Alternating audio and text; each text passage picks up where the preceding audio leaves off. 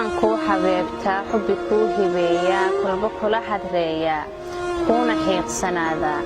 ama oori xalan iyo xilo kuu ahaadaa sawdigaa xumaantiyo ila maagan xanafaha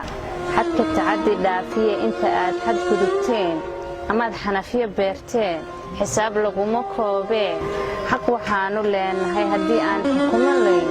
xayawaanka daaye ciidda xishoon lay marar badan waxaynu aragnay in la yiraahdo in badan haween baa la kursaday laakiin maanu arki jirin hablaha inta la kursado haddana in nafsada laga gooyo maanu arki jirin waa arrin dhacdo ugu badan oo soo noqnoqotay in badan la arkay waayadan cusub waxaan ka codsanayaa gabdhaha Soomaaliyeed haddii ay cid shukaansanayaan marka hore ha iska fiiriyaan cid ay shukaansanayaan ifan hadday dhacdo ay qof shukaansanayaan ha ku shukaansadin gurigooda haddii ay waayaan ama family problem jiro ama si kale wuxuu jirto